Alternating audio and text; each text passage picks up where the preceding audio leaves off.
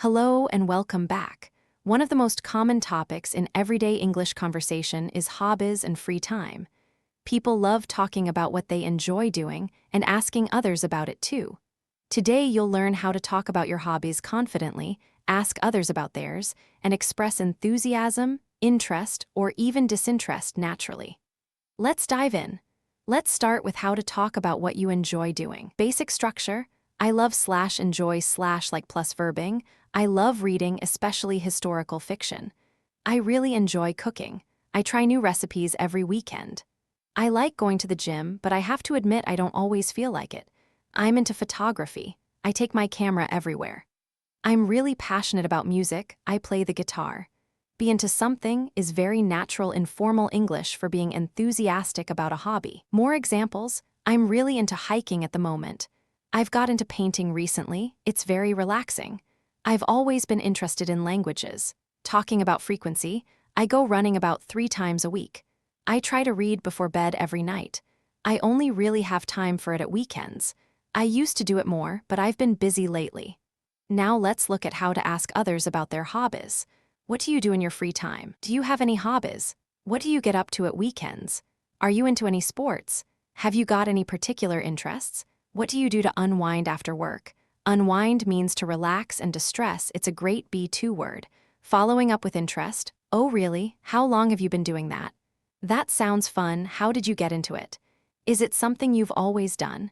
Do you do it professionally or just for fun? I've always wanted to try that. What's it like? Let's look at how to show how much you enjoy something or how much you don't. Strong enthusiasm: I absolutely love it. It's my favorite thing to do. I'm obsessed with it. I could do it every day. It's my passion. I'd do it full-time if I could. There's nothing better than a good book on a rainy day.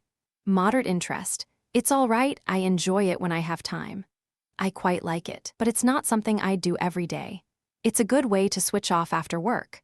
I find it quite relaxing, actually. Polite disinterest: it's not really my thing, to be honest.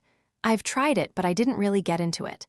I can see why people enjoy it, but it's not for me. I'm not really a sporty person. These phrases let you be honest without being rude, very important in English conversation. Let's look at some ways to talk about less common hobbies and interests. I've recently started doing pottery. It's surprisingly therapeutic.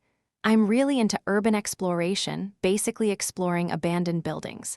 I've been learning calligraphy. It takes a lot of patience, but it's incredibly satisfying. I've got into wild swimming recently. It sounds mad, but once you try it, you're hooked. Once you try it, you're hooked.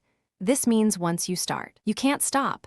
Useful vocabulary: therapeutic, good for your mental health.